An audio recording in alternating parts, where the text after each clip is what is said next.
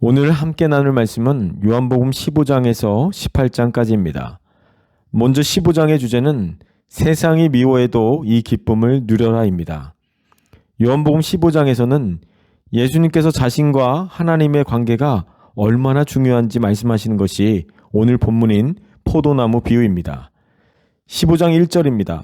내가 참 포도나무요 내 아버지는 그 농부라. 왜 예수님께서 포도나무 비유를 말씀하셨을까요? 그것은 관계를 설명하기 위해서입니다. 예수님께서 참 포도나무라면 하나님은 농부라는 것입니다. 포도나무에 붙어있는 가지가 나오는데 이 가지가 누구이겠습니까? 그것은 예수님을 따르는 제자들을 가리킵니다. 오늘 본문을 조금 더 관찰해 보면 재미있는 사실을 발견합니다. 나무에 붙어 있다고 다 가지가 아니라는 것입니다. 나무에 붙어 있어도 잎만 무성한 가지가 있을 수 있다는 것입니다. 잎이 무성해서 열매를 맺을 것도 같은데 막상 가보면 가지에 열매가 없는 경우가 있습니다. 이런 경우에 농부는 인정사정 볼 것 없이 가지를 쳐버립니다. 이것이 오늘 15장에서 말씀하고 있는 포도나무의 메시지입니다. 농부 되신 하나님도 우리가 많은 과실을 맺기를 원하고 계십니다. 하나님은 우리가 예수 믿습니다 하는 그런 기초적인 신앙 고백을 하는 것으로 절대 만족하지 않습니다. 하나님은 우리가 과실을 많이 맺기를 바라고 계십니다. 그러면 어떻게 열매를 많이 맺는 가지가 될 수 있을까요? 3절에서 4절입니다. 너희는 내가 일러준 말로 이미 깨끗하였으니 내 안에 거하라. 나도 너희 안에 거하리라. 가지가 포도나무에 붙어 있지 아니하면 절로 과실을 맺을 수 없음 같이 너희도 내 안에 있지 아니하면 그러하리라. 이미 우리는 깨끗하여졌다라고 말씀하고 있습니다. 가지가 열매를 맺는 비결은 포도나무에 붙어 있어야 한다라고 말합니다. 해답은 한 가지입니다. 예수님 안에 거해야 한다는 것입니다. 사랑하는 성도 여러분, 교회에서 봉사하고 직분을 갖고 어떤 위치를 확보했다고 안심하지 마십시오. 그것보다 더 중요한 것은 열매가 있느냐입니다. 풍성한 열매를 맺어 그 열매가 많은 사람에게 기쁨이 되기를 소망합니다. 4절의 말씀을 보면 내 안에 거하라. 나도 너희 안에 거하리라. 가지가 포도나무에 붙어 있지 아니하면 절로 과실을 맺을 수 없음 같이 너희도 내 안에 있지 아니하면 그러하리라. 여기서 거하다라는 것은 밖에 있지 말고 안으로 들어오라는 뜻입니다. 문 밖에서 서성이지 말고 안으로 들어와야 된다라고 말씀하고 있는 것입니다. 다시 말해 예수님 안으로 들어와 참여자가 되고 주체가 되며 주인의식을 가지라는 말씀입니다. 우리가 7절 말씀을 보면 재미있는 사실을 발견할 수 있습니다. 주님의 말씀을 묵상함으로 주님 안에 거하면 무엇이든지 원하는 대로 구하라 이렇게 말씀하고 있습니다. 여기서 참 중요한 의미가 있습니다. 기도는 우리가 억지로 해야 될 때도 많이 있지만 자연스럽게 되는 때도 있습니다. 하나님의 말씀을 펴놓고 그 말씀을 마음에 담고 묵상하면서 예수님과 깊은 사랑의 교제를 하기 시작할 때 기도의 문이 열리게 되는 것을 경험하게 됩니다. 그러나 오늘날 우리는 어떻습니까? 우리는 과연 말씀과 기도에 얼마나 심혈을 기울이고 있습니까? 매일 하나님의 말씀을 가까이 묵상하는 생활이 쉽지 않다는 것을 우리는 너무도 잘 알고 있습니다. 그러므로 우리는 예수님 안에 거하기 위해 노력해야 합니다. 주님은 내 안에 거하라 이렇게 명령하고 있습니다. 저절로 되는 것이라면 무엇 때문에 명령하셨겠습니까? 우리가 그만큼 결단하고 노력함으로 말미암아 온전히 주님 안에 거할 수 있는 삶을 살아가셨으면 좋겠습니다. 하나님을 영화롭게 하기 위해서 과실을 많이 맺어야겠다는 소원과 하나님의 말씀을 묵상하고 기도하는 삶을 좀 더 적극적으로 살아야겠다는 각오로 오늘 하루 순종하며 그렇게 믿음으로 나아가시기를 소망합니다. 요한복음 16장의 주제는 세상에서는 너희가 환난을 당하나 담대하라입니다. 요한복음 16장에서 다루고 있는 말씀은 제자들과 마지막 저녁 식사를 마치신 후에 예수님은 곧 체포되고 십자가형을 받으실 거라고 말씀합니다. 예수님은 제자들이 당할 충격을 충분히 가늠하고 계셨습니다. 그럼에도 불구하고 예수님은 장차 제자들에게 닥칠 상황을 사실대로 예고하십니다. 앞으로 유대인들이 제자들을 유대서에서 출교하고 죽이기도 할 것이며 그것이 하나님의 뜻이라고 생각할 것이라는 것입니다. 그렇잖아도 불안한 제자들에게 꼭 이런 말씀을 하셔야 했을까요? 주님의 의도는 이런 일들이 일어날 때 뭐가 잘못된 게 아닌가 그런 생각을 하지 말라는 것입니다. 그들 앞에 일어날 수 있는 모든 상황들이 일어날 것이되 그래도 제자들을 통해 구원의 복음이 전파되고 하나님의 나라가 이루어질 것이라고 말씀하고 있습니다. 요한복음 16장 7절에서는 내가 떠나는 것이 유익이라 내가 떠나가지 않으면 보혜사가 너희에게 오시지 아니할 것이요 가면 내가 그를 너희에게 보내리니. 예수님이 제자들의 곁을 떠나 아버지께로 가셔서 성령님을 보내주신다고 말씀합니다. 성령께서 우리 곁에 오시기 위해서는 먼저 예수님께서 십자가의 구속을 완성하고 다시 아버지 앞으로 올라가시는 영광을 받으셔야 된다라고 말씀합니다. 반대로 예수님 말씀대로 성령이 우리에게 오셨다는 것은 예수님께서 하나님의 아들이시라는 증거입니다. 요한복음 16장 12절의 말씀에서 내가 아직도 너희에게 이를 것이 많으나 지금은 너희가 감당하지 못하리라 이렇게 말합니다. 이 말씀에서 감당한다라는 말은 크게 두 가지 의미로 설명되어 있습니다. 하나는 짐을 진다는 뜻이고 또 하나는 받아들인다는 뜻입니다.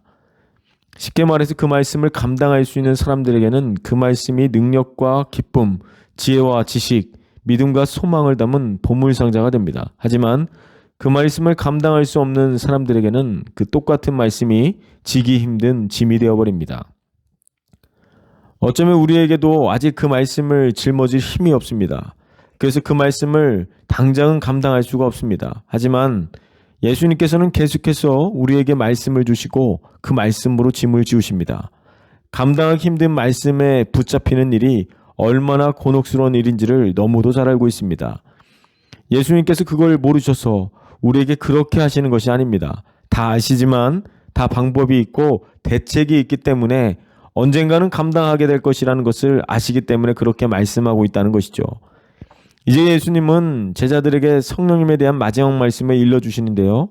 그가 내 영광을 나타내리니 내 것을 가지고 너희에게 알리겠습니다. 14절 말씀은 13절에 나오는 그가 스스로 말하지 않고 오직 들은 것을 말할 것이라는 말씀에 대한 설명입니다. 성령께서는 예수님의 말씀을 다시 생각나게 하시고 또 그 말씀을 밝혀주십니다. 성령님이 이 땅에 오신 것은 예수님이 가르치신 말씀과 그의 십자가의 죽으심의 의미를 깨닫게 하고 믿게 하시며 하나님을 사랑하고 순종하며 그분의 영광을 위해 살도록 하기 위함임을 알 수 있습니다. 그러므로 성령님에 대해 알면 알수록 예수님에 대해 더 많이 알게 하고 더 사랑하게 하십니다. 우리가 성령님과 깊이 사귀면 사귈수록 그분은 예수님을 더 깊이 깨닫게 해주십니다. 성령님은 지금도 예수를 주로 믿는 성도들 마음 가운데 살아계시고 우리의 신앙생활에 있어서 성령님과 동행하는 일보다 더 중요한 일은 없다는 것을 말씀하고 있습니다.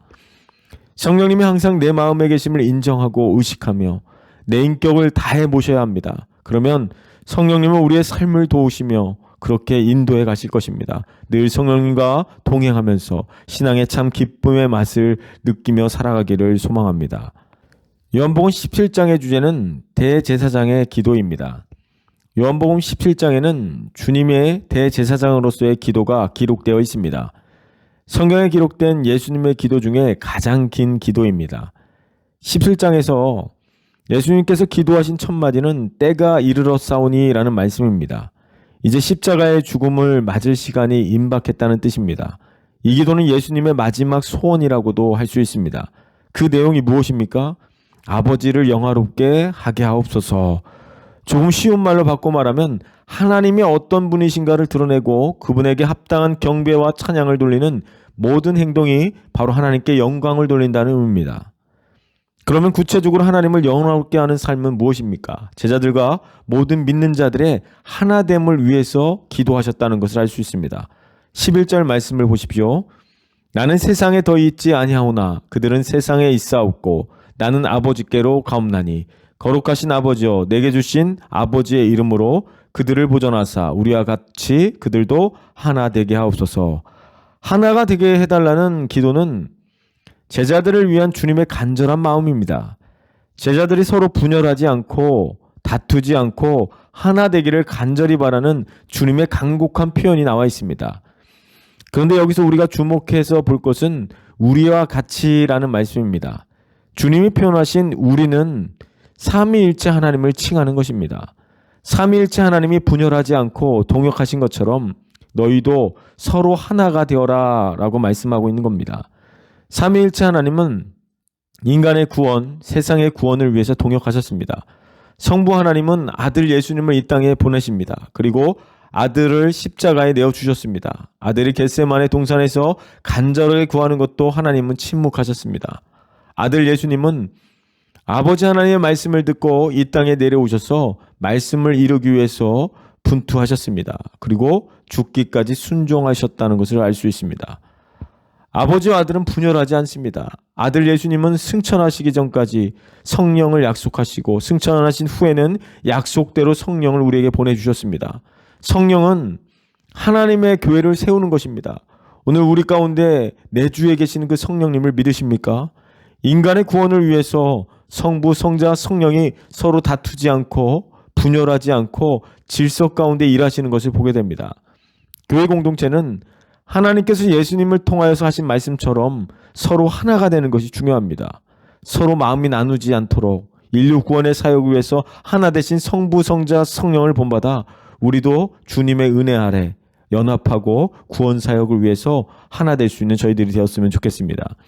예수님께서는 15절에서 이렇게 기도합니다. 내가 비옵는 것은 그들을 세상에서 데려가시기를 위함이 아니요 다만 악에 빠지지 않게 보존하시기를 위함이니이다. 주님은 제자들이 악에 빠지지 않도록 보존해달라고 간곡히 기도하였습니다. 악에 빠지지 않는 방법은 무엇입니까? 하나님의 말씀이 악에 빠지지 않게 하는 강력한 도구입니다.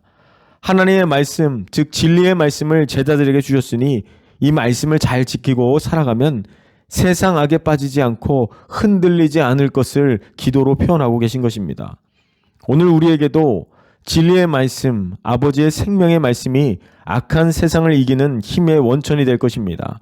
이 악한 세상을 이겨나가는 유일한 방법은 하나님의 말씀을 붙잡고 사는 방법밖에 없습니다.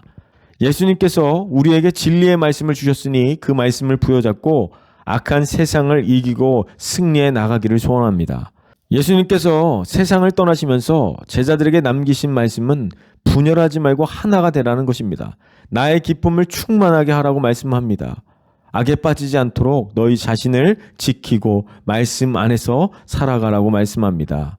오늘 하루 이 약속을 잘 지키고 이 말씀을 붙잡고 믿음으로 승리하는 그런 하나님의 백성들이 되시기를 소망합니다. 요한복음 18장의 주제는 예수님께서 빌라도 앞에 서시다입니다. 요한복음 18장의 말씀은 예수님께서 군병들에게 체포당하시고 대제사장과 로마 총독 빌라도에게 재판을 받으시는 사건입니다. 18장 본문을 통해 진리에 속한 사람이 되어 진리의 왕 대신 예수님의 다스림을 온전히 받게 되기를 소망합니다. 베드로는 예수님께서 잡히시던 날 밤에 예수님을 보호한다는 차원에서 대제사장의 종인 말고의 오른쪽 귀를 베었습니다. 어떻게 보면 스승을 보호하려는 제자의 용감한 행동으로 칭찬받을 만합니다. 그러나 베드로의 행동은 하나님의 섭리를 거스르는 행동이었습니다. 그때까지만 해도 베드로는 예수님의 가르침을 완전히 이해하지 못하고 있었습니다. 이를 아셨던 예수님께서는 말고의 귀를 베었던 베드로에게 11절에서 이렇게 말씀하셨습니다. 아버지께서 내게 주신 잔을 내가 마시지 아니하겠느냐. 예수님께서는 자기가 걸어가는 그 길을 자기가 당해야 되는 그 고난을 일컬어 잔이라고 표현하고 있습니다. 십자가의 길을 하나님께서 예수님에게 주신 잔이라고 말씀합니다. 그래서 예수님은 우리와 똑같은 몸을 입고 말구 위에 태어나서 육신을 입은 인간이 당하는 모든 고통과 슬픔을 맛보셨습니다. 성경에서 잔은 주로 고난의 잔이나 슬픔의 잔, 저주의 잔을 상징합니다. 너무나 고통스러운 잔을 목전에 두고 주님은 그 잔을 마시기 위해서 마지막으로 주목해야 될 일이 하나 있었습니다. 그것은 바로 기도였습니다. 그 잔은 기도로 준비하지 아니하면 도무지 마실 수 없는 잔입니다.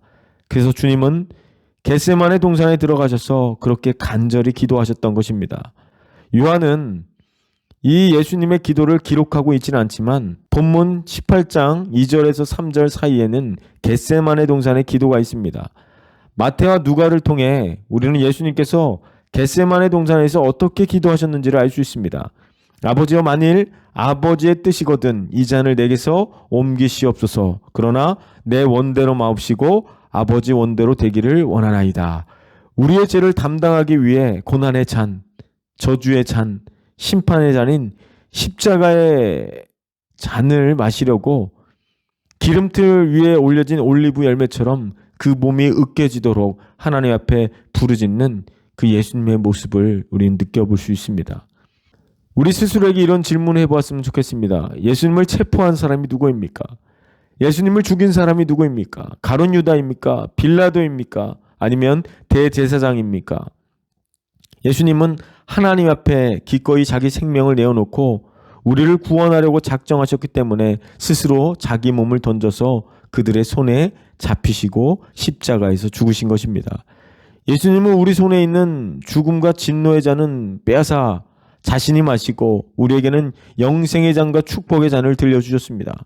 예수님은 우리를 죄와 사망에서 구원해 주시기 위해 그 죽음의 잔을 억울함에도 기꺼이 홀로 마시고 그 길을 걸어가셨다는 것을 알 수 있습니다.